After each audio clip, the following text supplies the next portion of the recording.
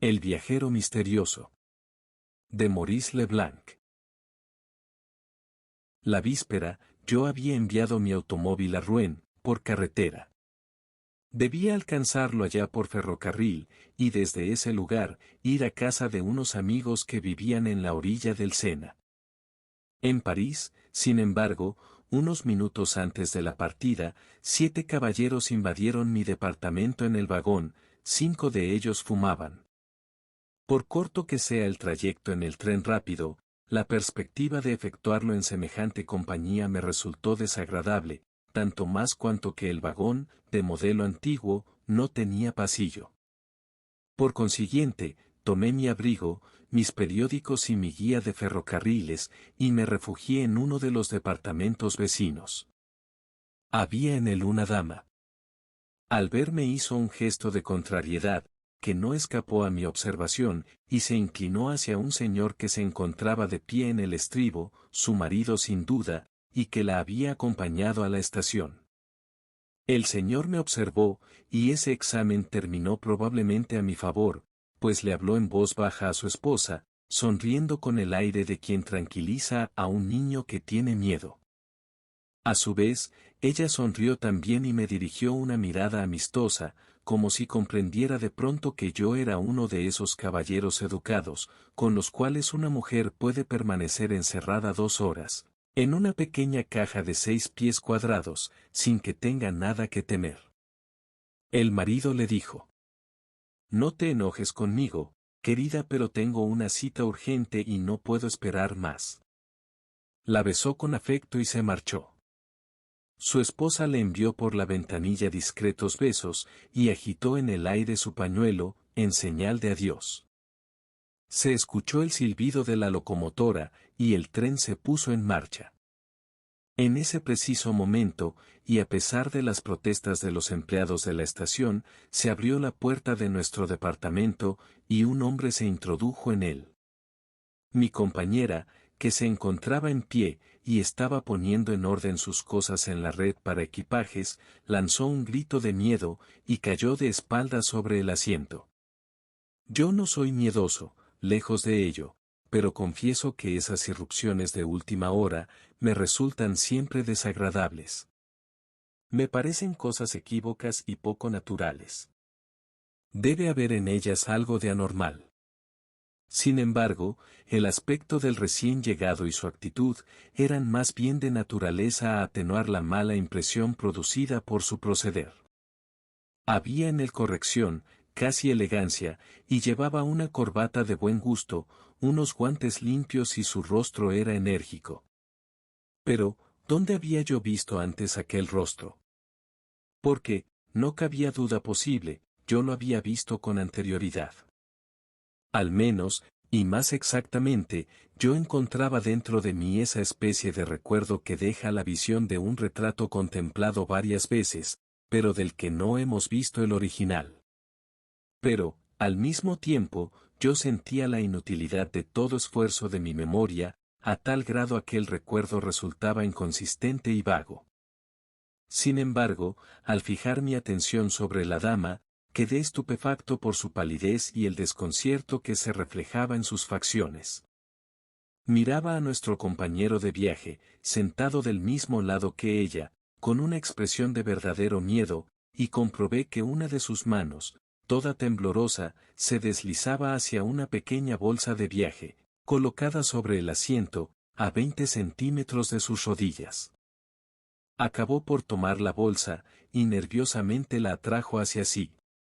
Nuestros ojos se encontraron, y yo leí en los suyos tanta angustia y ansiedad, que no pude menos de decirle: ¿Se siente usted mal, señora?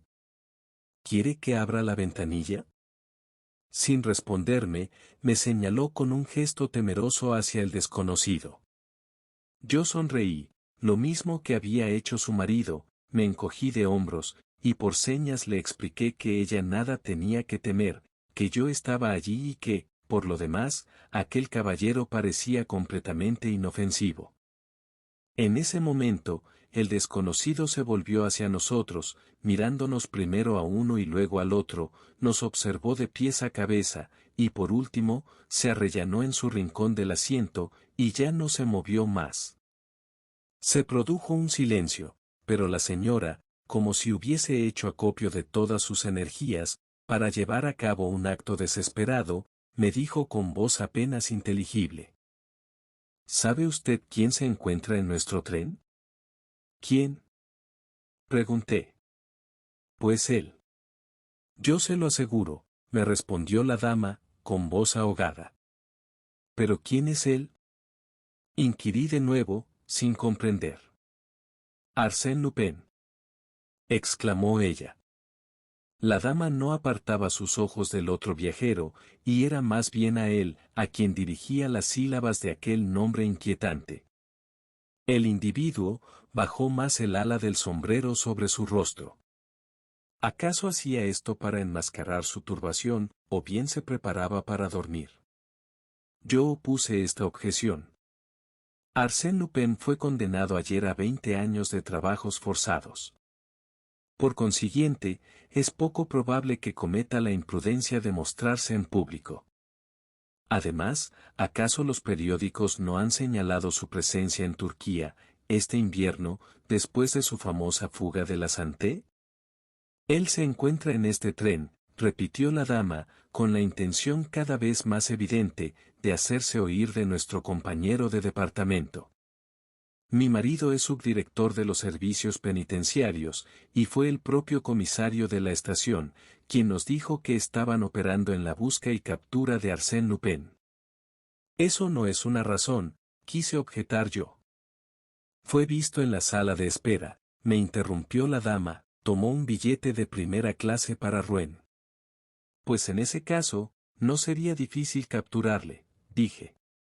Sí, pero desapareció de pronto, repuso mi interlocutora, el revisor de servicio, en la entrada de las salas de espera, no le ha visto, pero se suponía que había pasado por los andenes de los trenes de los suburbios, y que subió al tren expreso que sale 10 minutos después del nuestro.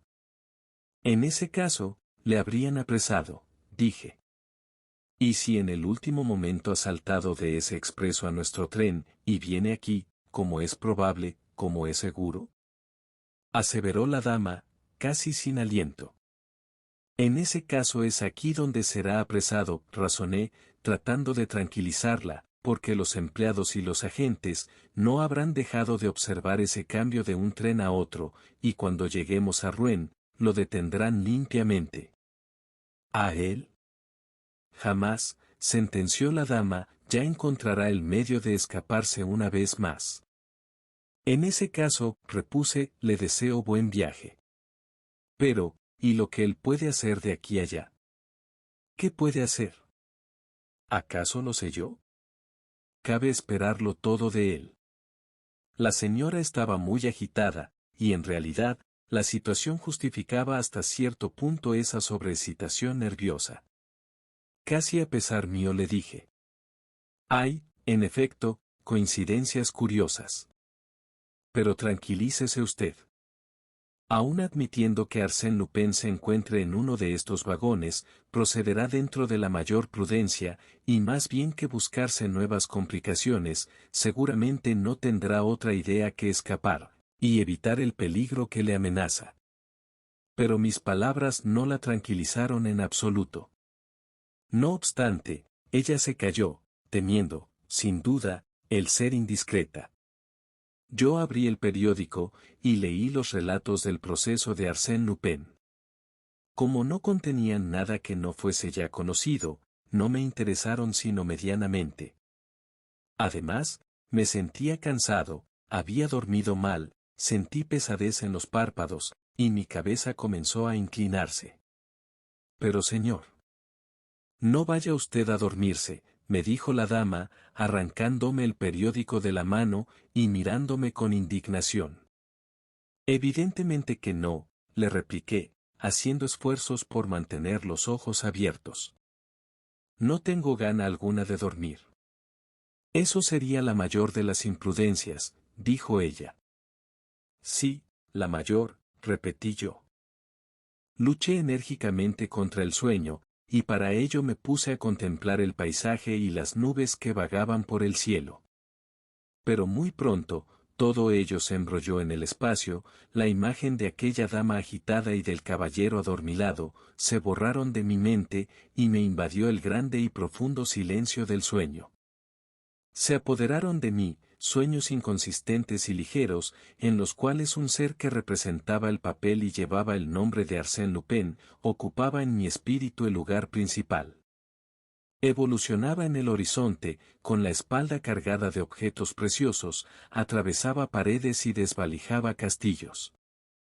Pero la silueta de aquel hombre que, por lo demás, no era Arsène Lupin, se hizo más precisa. Avanzaba hacia mí, se hacía cada vez más grande, saltaba dentro del vagón con una agilidad increíble, y caía de lleno sobre mi pecho. Sentí un vivo dolor, y lancé un grito desgarrador. Me desperté. El hombre, el viajero, con una rodilla apoyada contra mi pecho, me apretaba con sus manos la garganta. Vi esto en forma muy vaga, pues tenía mis ojos inyectados en sangre. Vi también a la dama, atacada de convulsiones en un rincón del departamento, y presa de un ataque de nervios. Ni siquiera intenté resistir. Por lo demás, no hubiera tenido fuerzas para ello, mis sienes parecían estallar, me ahogaba, respiraba con dificultad. Un minuto más, y hubiera sido la asfixia. El hombre debió de comprenderlo así, porque aflojó sus manos, pero sin apartar totalmente su mano derecha, en la cual había preparado un nudo corredizo. Con un ademán seco, me amarró los dos puños. En un instante, quedé agarrotado, amordazado e inmovilizado. Realizó esa faena en la forma más natural del mundo, con una facilidad y agilidad, que revelaban la sabiduría de un maestro en tales tareas, de un profesional del robo y del crimen. Ni una palabra, ni un movimiento febril. Solo sangre fría y audacia. Y allí estaba yo sobre el asiento, amarrado como una momia, yo. Arsène Lupin. En verdad era cosa de risa. Y a pesar de la gravedad de las circunstancias, yo no dejaba de apreciar cuánto de irónico y de gracioso había en aquella situación. Arsène Lupin amarrado como un novato. Desvalijado como un inocente, porque, bien entendido, aquel bandido me arrebató mi bolsa y mi cartera. Quedaba la dama. Él, ni siquiera le prestó atención. Se conformó con apoderarse de la pequeña bolsa que yacía caída sobre el suelo del vagón y extraer de ella las alhajas, el portamonedas y las cosas menudas de oro y plata que contenía. La dama abrió un ojo, temblando de espanto, se quitó las sortijas que llevaba puestas y se las tendió al bandido, como si con ese ademán quisiera ahorrarle a él todo esfuerzo inútil. El individuo tomó las sortijas y las miró. Ella se desmayó. Entonces, siempre silencioso y con calma, sin ocuparse ya más de nosotros, volvió a su asiento, encendió un cigarrillo, y se entregó a un examen profundo de los tesoros que acababa de conquistar, examen que pareció satisfacerle enteramente. Yo estaba mucho menos satisfecho que él. Y no hablo de los 12.000 francos de los que indebidamente me había despojado. Era una pérdida que yo solo aceptaba momentáneamente, y contaba por completo que aquellos 12.000 francos volverían a mi poder en el plazo más breve, así como los papeles de gran importancia que guardaba en mi cartera, proyectos, presupuestos, direcciones, listas de corresponsales, cartas comprometedoras. Pero por el momento, me atenazaba una preocupación mucho más inmediata y seria, ¿qué es lo que iba a ocurrir? Como cabe suponer, la agitación provocada por mi paso a través de la estación del Azar no había escapado a mi atención. Invitado a casa de unos amigos a quienes frecuentaba bajo el nombre de Guillermo Verlat, y para quienes mi parecido con Arsène Lupin constituía un motivo de bromas afectuosas, yo no había podido desfigurarme a mi gusto, y por ello mi presencia en la estación había sido advertida. Además, había sido visto un hombre, Arsène Lupin, sin duda, precipitarse abandonando el expreso para tomar el rápido. Así pues, de manera inevitable y fatal, el comisario de policía de Rouen, avisado por telégrafo y ayudado por un apreciable número de agentes, se encontraría en la estación a la llegada del tren, interrogaría a los viajeros sospechosos y procedería a una inspección rigurosa de los vagones. Yo preveía todo eso, pero no me había emocionado demasiado, en la certidumbre que la policía de Rouen no sería más perspicaz que la de París, y que yo sabría arreglármelas para pasar inadvertido. Para ello, ¿acaso no me bastaría, a la salida, el mostrar con ademán displicente mi tarjeta de diputado, gracias a la cual ya había inspirado una confianza absoluta al revisor de la estación del azar? Pero, ¿cómo habían cambiado las cosas? Ya no estaba libre. Y me era imposible intentar uno de mis golpes habituales. En uno de los vagones, el comisario descubriría al señor Arsène Lupin, al que un azar propicio le enviaba atado de pies y manos, dócil como un cordero, empaquetado y completamente preparado. No le quedaba ya más que hacerse cargo del paquete, lo mismo que se recibe un paquete postal dirigido a la estación, una canasta con piezas de caza, o una cesta de frutas y legumbres. Y para evitar ese vergonzoso desenlace, ¿qué podía hacer yo, envuelto en mis ligaduras? Mientras tanto, el rápido avanzaba hacia Rouen, que era ya la única y más próxima estación, habiendo pasado sin detenerse por las de Vernon y Pierre. Había otro problema que me intrigaba, en el cual estaba menos directamente interesado, pero cuya solución despertaba mi curiosidad de profesional. ¿Cuáles eran las intenciones de mi compañero de oficio? Si yo fuera el único en el departamento, él tendría tiempo suficiente para bajar en Rouen, con toda tranquilidad. Pero, ¿y la dama? Apenas se abriese la portezuela, aquella mujer, que en estos momentos se mantenía tan humilde y prudente, empezaría a gritar y pedir auxilio. De ahí mi asombro. ¿Por qué no la reducía a ella también, a la misma impotencia en que me encontraba yo, cosa que le daría tiempo suficiente para desaparecer, antes que nadie se diera cuenta de su doble fechoría? El desconocido fumaba constantemente, con la mirada fija sobre el cristal, que una lluvia titubeante comenzaba a rayar de grandes líneas oblicuas. No obstante, en una ocasión se volvió, tomó mi guía de ferrocarriles y la consultó. Por su parte, la dama se esforzaba por mantenerse desvanecida, para tranquilizar así a su enemigo. Pero experimentaba golpes de tos, provocados por el humo del tabaco, que traicionaban lo fingido de su desvanecimiento. En cuanto a mí, me sentía a disgusto y muy dolorido por mis ligaduras y mi mala postura. Mientras tanto, yo proyectaba, elucubraba. Pasamos por Pont de l'Arc y Boissy. El rápido se apresuraba, alegre y embriagado de velocidad. Pasamos Etienne. En ese momento, el hombre se levantó, y avanzó 2 pasos hacia nosotros, ante lo cual la dama se apresuró a reaccionar, con un nuevo grito y un desvanecimiento no disimulado esta vez. Pero, ¿cuál era el propósito de aquel hombre? Bajó el cristal de la ventanilla de nuestro lado. Ahora, la lluvia caía con furia, y el hombre hizo un gesto revelador de la contrariedad que ello le producía, por no disponer ni de paraguas ni de impermeable o abrigo. Lanzó la mirada sobre la red de los equipajes.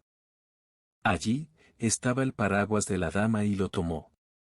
Cogió igualmente mi abrigo, y se lo puso. Estábamos atravesando el Sena. Se remangó las vueltas de los pantalones, y después se inclinó, y levantó el cierre exterior de la puerta del departamento. ¿Iría a saltar a la vía? A la velocidad que marchaba el tren, eso sería la muerte segura. Nos internamos en el túnel perforado en la cota Santa Catherine. El hombre entreabrió la puerta, y con el pie tanteó el primer escalón. ¡Qué locura! Las tinieblas, el humo, el estrépito, Todo esto daba a semejante tentativa una apariencia fantástica. Pero, súbitamente, el tren disminuyó la marcha y los frenos aminoraron el impulso de las ruedas. En un minuto, la marcha se hizo más lenta y disminuyó luego todavía más. Sin duda alguna, estaban realizándose trabajos de reparación de la vía en esa parte del túnel, que obligaban a los trenes a disminuir la velocidad. Esos trabajos debían de estarse realizando desde hacía varios días, y el hombre lo sabía. Ya no tuvo más que poner el otro pie en el estribo, bajar luego el segundo peldaño, y saltar tranquilamente, no sin antes haber vuelto a echar el cierre exterior de la portezuela. Apenas había desaparecido, cuando la luz del día iluminó el humo del túnel, dándole un tono blanquecino. Seguidamente, desembocamos en un valle. Otro túnel más, y ya estaríamos en Rouen. Inmediatamente, la dama recobró los sentidos, y su primera preocupación fue lamentarse de la desaparición y pérdida de sus alhajas. Yo le imploré con la mirada. Ella comprendió, y me libertó de la mordaza que me asfixiaba.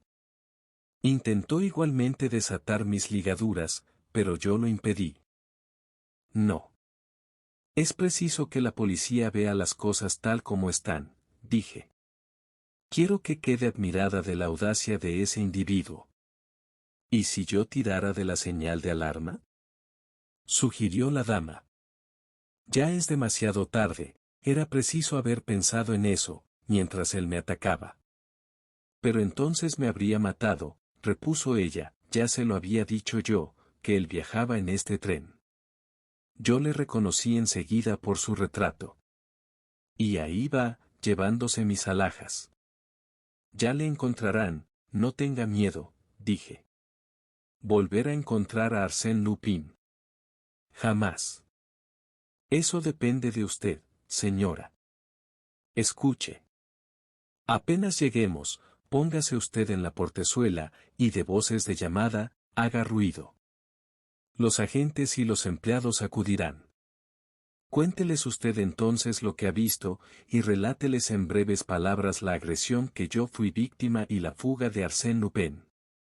Dele sus señas, sombrero blando, un paraguas, el de usted, un abrigo gris entallado.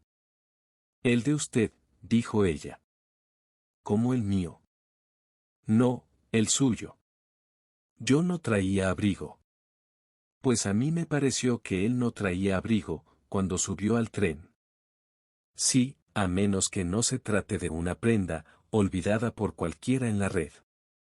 En todo caso, él lo llevaba puesto cuando saltó del tren, y eso es lo esencial, un abrigo gris entallado, recuérdelo bien. Ah. Me olvidaba, dígales el nombre de usted desde el primer momento. Las funciones que ejerce su marido, estimularán el celo de todas esas gentes. Estábamos llegando. La dama se inclinó enseguida por la ventanilla de la portezuela. Con voz un tanto fuerte, casi imperiosa, para que mis palabras se grabaran bien en su cerebro, volví a decirle. Diga también mi nombre, Guillermo Berlat. Y si es preciso, afirme que usted me conoce. Esto nos hará ganar tiempo, es preciso que la investigación preliminar se haga rápidamente, lo importante es que se emprenda la persecución de Arsène Lupin, por sus alhajas. No hay lugar a confusión, ¿verdad? Guillermo Berlat, un amigo del marido de usted. Entendido. Guillermo Berlat, repitió la dama. Se puso a dar voces y gesticular. Todavía el tren no se había detenido, cuando ya un señor subía al departamento seguido de varios hombres. La hora crítica había sonado. Sofocada, la señora exclamó. Arsène Lupin, nos ha atacado, me ha robado mis alhajas. Yo soy la señora Renaud, mi marido es subdirector de los servicios penitenciarios. Ahí está precisamente mi hermano George Ardell, director del Credit Rowenice, ustedes deben saber. La señora besó y abrazó a un joven que acababa de reunirse a nosotros, y a quien el comisario saludó. Acongojada, la dama añadió.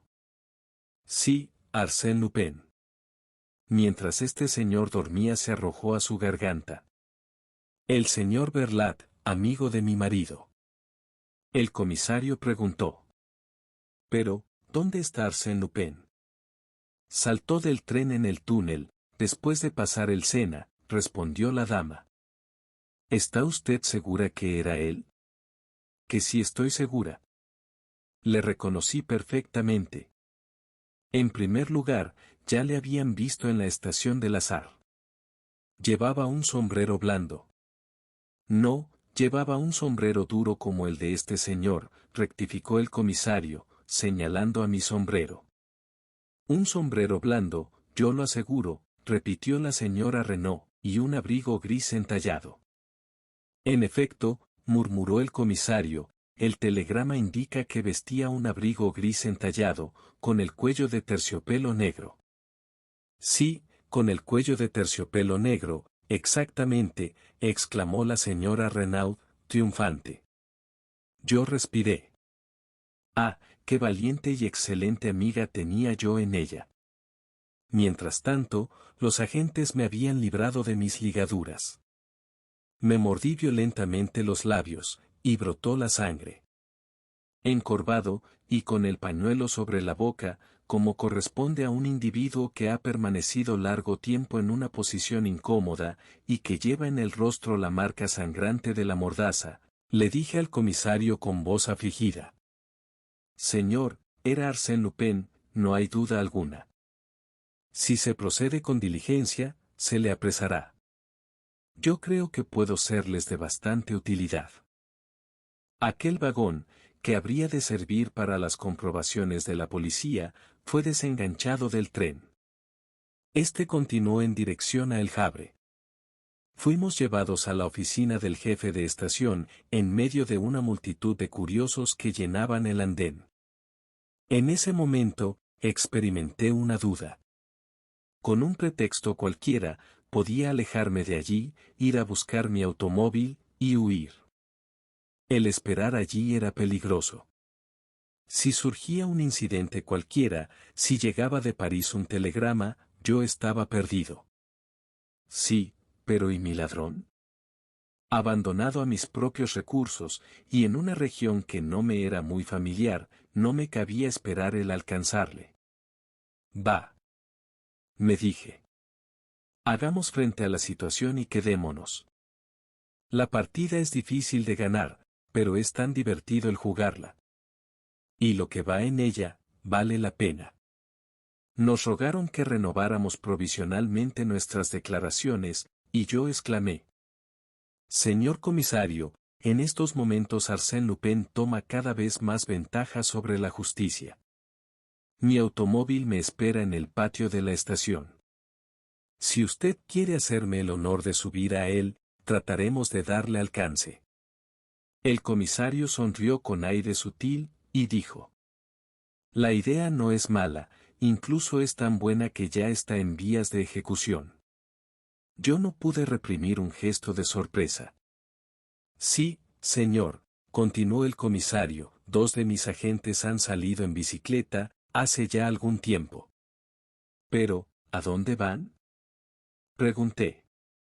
A la propia salida del túnel, contestó el comisario, allí recogerán las huellas y los testimonios que encuentren. Y le seguirán la pista a Arsène Lupin. No pude menos de encogerme de hombros, y dije. Sus agentes no recogerán ni huellas ni testimonios. ¿De veras? Se extrañó el comisario. Arsène Lupin se las habrá arreglado ya, para que nadie le viese salir del túnel, razoné. Habrá tomado la primera carretera y desde allí. Desde allí a Rouen, donde nosotros le echaremos el guante, concluyó el comisario. No vendrá a Rouen, aseveré. Entonces permanecerá en los alrededores, donde estamos todavía más seguros de apresarle. No permanecerá en los alrededores. Bien. Según usted, ¿dónde se ocultará, entonces? Preguntó al fin el comisario, con impaciencia. Saqué mi reloj. A esta hora, Arsène Lupin ronda en torno a la estación de Darnetal, dije, a las 10:50, es decir, dentro de 22 minutos, tomará el tren que va de Rouen a la estación del norte de Amiens. ¿Cree usted? Preguntó el comisario con escepticismo, ¿y cómo lo sabe? Eso es muy sencillo. En el departamento del vagón, Arsène Lupin consultó mi guía de ferrocarriles. ¿Por qué razón lo hizo? Para ver si no lejos del lugar donde desapareció, había otra línea, una estación de esa línea, y un tren que se detuviera en esa estación. A mi vez, he consultado mi guía. Y con ello me he informado. En verdad, señor, es una maravillosa deducción. ¿Qué capacidad tiene usted? Arrastrado por mi convencimiento, acababa de cometer una torpeza al dar prueba de tanta habilidad. El comisario me miraba con sorpresa, y me pareció ver traslucir en él un asomo de sospecha. Pero apenas si podía ser eso, por cuanto las fotografías enviadas de todas partes por la policía, eran demasiado imperfectas, y representaban un Arsène Lupin demasiado diferente de aquel que él tenía ante sí, para que fuese posible que me reconociera. Pero, a pesar de todo, parecía turbado, confusamente inquieto. Hubo un momento de silencio. Algo de equívoco y de incierto, detenía nuestras palabras. Yo mismo sentí que un escalofrío de inquietud me sacudía. ¿La suerte iba a volverse contra mí? Dominándome, me eché a reír, y dije: Dios mío. Nada nos ilumina tanto la comprensión, como la pérdida de una cartera y el deseo de recuperarla. Y me parece que si usted fuera tan amable de cederme a 2 de sus agentes, entre ellos y yo quizá pudiéramos. Yo se lo ruego, señor comisario, exclamó la señora Renaud. Haga lo que el señor Verlat dice. La intervención de mi excelente amiga resultó decisiva. Pronunciado por ella, esposa de un personaje influyente, aquel nombre de Verlat se convertía verdaderamente en el mío, y me confería una identidad inmune al alcance de toda sospecha. El comisario se levantó y dijo: Me sentiré muy feliz, señor Verlat, créalo, de verle triunfar. Yo deseo tanto como usted la detención de Arsène Lupin. Me acompañó hasta el automóvil. 2 de sus agentes, a quienes me presentó como Honorat Massol y Gastón Delivet, tomaron asiento en el coche. Yo me puse al volante. Mi chofer dio vuelta a la manivela, para poner el vehículo en marcha. Segundos después, abandonábamos la estación. Estaba salvado. Confieso que mientras rodábamos por los bulevares que ciñen a esta vieja ciudad normanda, a la potente velocidad de mi vehículo, marca Moreau-Lepton, no dejaba de sentir cierto orgullo. El motor roncaba armoniosamente. A derecha e izquierda, los árboles huían detrás de nosotros. Y ya libre, fuera de peligro, ahora no tenía más que hacer que arreglar mis pequeños asuntos personales, con el concurso de aquellos 2 honrados representantes de la fuerza pública. Arsène Lupin iba en busca de Arsène Lupin. Modestos apoyos del orden social, Gastón Delivet y Honorat Massol, cuán preciosa me fue su ayuda. ¿Qué hubiera hecho yo sin ustedes? ¿Cuántas veces en las encrucijadas, ustedes hubieran tomado el falso camino? Sin vosotros, Arsène Lupin se hubiera equivocado, y el otro se habría escapado. Pero no todo había acabado. Muy lejos de ello. Me quedaba, en primer lugar, echarle mano a aquel individuo, y apoderarme yo mismo de los papeles que me había robado. Era preciso que a ningún precio, mis 2 acólitos metieran la nariz en ellos, y mucho menos todavía, que se apoderaran de tales documentos. Servirme de los 2 agentes, y actuar al margen de ellos, he ahí lo que yo quería, y que no era fácil en absoluto. Llegamos a Darnetal 3 minutos después que el tren hubiera pasado. Cierto es, que tuve el consuelo de averiguar, que un individuo que vestía un abrigo gris entallado y con el cuello de terciopelo negro, había subido a uno de los departamentos de segunda clase, provisto de un billete para Amiens. Decididamente, mis comienzos como policía eran prometedores. Delivet me dijo: ese tren es expreso, y no se detendrá más que en Montero-Lier-Buchy, dentro de 19 minutos. Si nosotros no llegamos allí antes que Arsène Lupin, este puede continuar a Amiens, o bien tomar la bifurcación a Cleres, y desde allí alcanzar Dieppe o París. ¿A qué distancia está Montero-Lier? Pregunté. A 23 kilómetros. 23 kilómetros en 19 minutos. Entonces, llegaremos antes que él, exclamé. ¡Qué etapa tan apasionante! Jamás mi fiel moro Lepton respondió a mi impaciencia con más ardor y regularidad. Me parecía como si yo le comunicara mi voluntad directamente, sin el intermediario de pedales y palancas. El auto parecía compartir mis deseos. Aprobaba mi obstinación. Comprendía mi animosidad contra aquel falso Arsène Lupin. Aquel traidor, ¿conseguiría apoderarme de él? ¿Se burlaría una vez más de la autoridad, de aquella autoridad de la cual yo era la encarnación? A la derecha, gritaba Delivet. A la izquierda. Todo derecho. Nos deslizábamos por encima del suelo. Los guardacantones tenían el aspecto de animalitos porosos, que se desvanecían ante nuestra proximidad. Y de pronto, en una vuelta de la carretera, surgió un torbellino de humo, el Expreso del Norte. Durante 1 kilómetro, fue una lucha lado a lado, una lucha desigual, cuyo desenlace era seguro. A la llegada, habíamos derrotado al tren.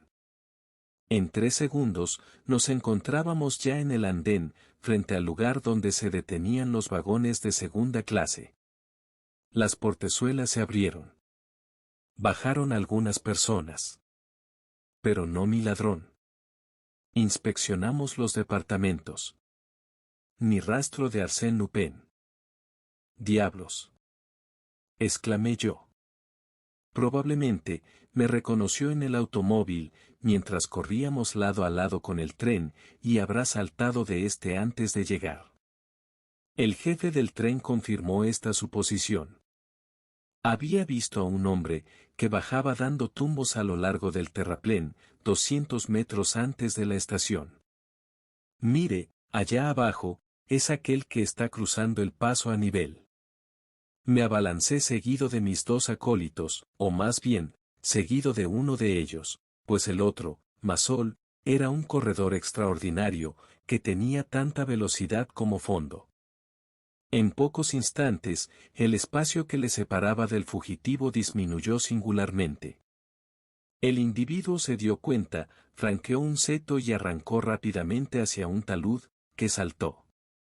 Le vimos todavía más lejos, penetrando en un pequeño bosque. Cuando llegamos a ese bosque, Massol ya nos estaba esperando allí. Había juzgado inútil aventurarse más adentro, por temor a perdernos. Le felicito a usted, mi querido amigo, le dije. Después de semejante carrera, nuestro individuo debe de tener agotada la respiración. Ya es nuestro. Inspeccioné los alrededores, a la par que reflexionaba en los medios, para proceder yo solo a la detención del fugitivo, a fin de recuperar cosas que la policía no habría, sin duda, tolerado que yo recuperase, sino después de muchas investigaciones desagradables. Luego, regresé junto a mis compañeros. Bien. Esto es fácil.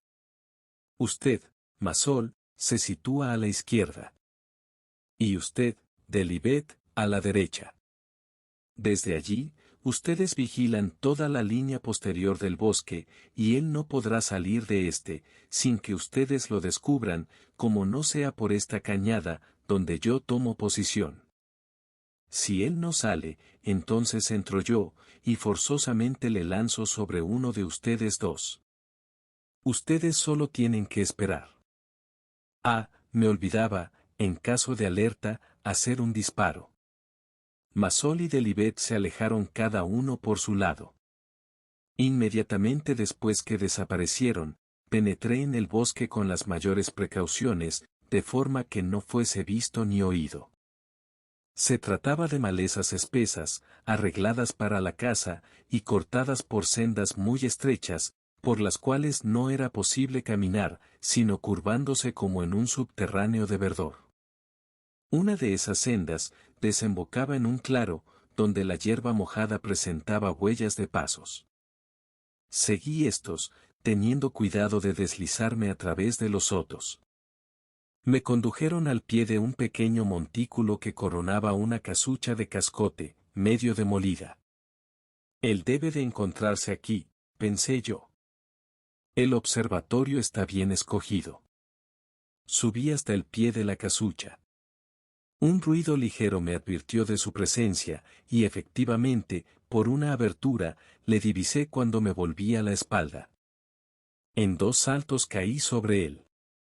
Trató de apuntar con el revólver que tenía en la mano, pero no le di tiempo y le derribé a tierra, de tal manera que sus 2 brazos quedaron apresados debajo de su cuerpo, a la par que le ponía mi rodilla sobre el pecho. Escucha, hijo mío, le dije al oído. Yo soy Arsène Lupin. Me vas a devolver enseguida, y con la mejor voluntad, mi cartera y la bolsa de la señora, mediante lo cual te arranco de las garras de la policía, y te alisto entre mis amigos. Di una palabra solamente, sí o no. Sí, murmuró él. Tanto mejor, repuse, tu golpe de esta mañana estaba lindamente combinado. Nos entenderemos. Me levanté. Rebuscó en su bolsillo, sacó un largo cuchillo, e intentó alcanzarme con él. Imbécil, le dije. Con una mano paré el ataque. Y con la otra, le lancé un violento golpe a la arteria carótida, lo que se llama un gancho a la carótida. Cayó sin sentido. Dentro de mi cartera, encontré mis papeles y mis billetes de banco. Por curiosidad, tomé la suya. En un sobre que estaba dirigido a él, leí su nombre, Pierre Onfray. Me estremecí. Pierre Onfray, el asesino de la calle La Fontaine-en-Auteuil. Pierre Onfray, el que había degollado a la señora Delbois y a sus 2 hijas. Me incliné sobre él. Sí, era aquel rostro, que en el departamento del tren había despertado en mí, el recuerdo de unos rasgos que ya había visto antes. Pero el tiempo transcurría. Metí en un sobre 2 billetes de 100 francos, y una tarjeta con estas palabras, Arsène Lupin a sus buenos colegas Honorat Massol y Gaston Delivet, en testimonio de agradecimiento. Dejé aquellos a la vista, en medio de la habitación. Al lado, la bolsa de la señora Renaud. ¿Acaso podía yo dejar de devolvérsela a la excelente amiga que me había socorrido? Confieso, no obstante, que quité de la bolsa todo cuanto ofrecía algún interés, no dejando más que un peine de concha y un portamonedas vacío. ¡Qué caramba! Los negocios son los negocios. Y además, verdaderamente, su marido ejercía un oficio tan poco honrado. Quedaba el hombre aquel. Comenzaba a moverse. ¿Qué haría yo? Yo no estaba calificado ni para salvarlo ni para condenarlo. Le quité las armas, y disparé al aire un tiro de revólver. Los otros van a venir, pensé yo. Que él se las arregle. Los acontecimientos se desarrollarán conforme su destino. Y me alejé a paso de carrera por el camino de la hondonada. 20 minutos más tarde, un camino transversal, que yo había observado cuando corríamos en persecución de aquel sujeto, me llevó cerca de mi automóvil. A las 4 de la tarde, telegrafié a mis amigos de Rouen, comunicándoles que un incidente imprevisto me obligaba a aplazar mi visita. Pero, aquí entre nosotros, me temo mucho que, dado lo que ellos deben de saber a estas alturas, me veré obligado a aplazarla indefinidamente. Una cruel desilusión para ellos. A las 6 de la tarde, llegaba de regreso a París. Por los periódicos de la noche, me enteré que la policía había conseguido al fin apoderarse de Pierre Onfray.